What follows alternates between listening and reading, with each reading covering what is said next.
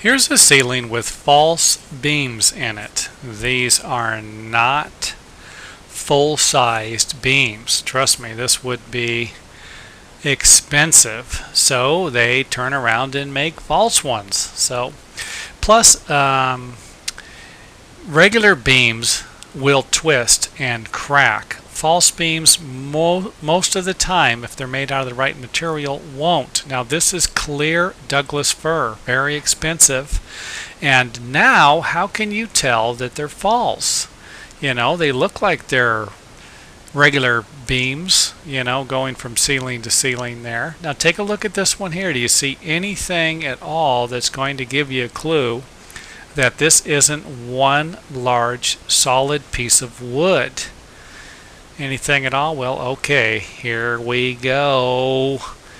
There it is. If you look close enough, you will see that this knot actually doesn't run through to the other side. If this was a solid piece of wood, you would actually see the knot in the corner.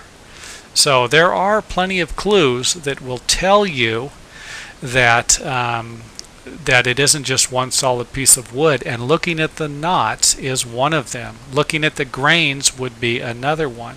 Now again, this guy did a fantastic job on these beams. It is difficult to tell that these aren't full-sized you know, wood beams. Now another thing, like I said, they twist, they crack, they warp, they cup, you name it. Now with this right here, like I said, if you're going to use a dry wood, something that has been kiln dried, you're going to have better luck than if you just go down to the lumber yard and get some construction standard lumber. This stuff is going to have more moisture in it than the kiln dried wood, and I forget what percentage kiln dried wood has, but most of the time when you get into clear Douglas fir, oak, redwood, you're going to be working with a dry product, and you shouldn't have any problems making your own false beams.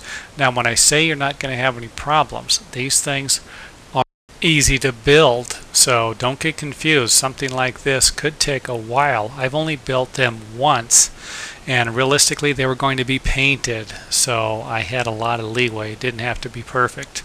These actually weren't. So sometimes you get to see the work of a master, and of course this is what you're looking at here. The finished carpenter who did this really knew what he was doing.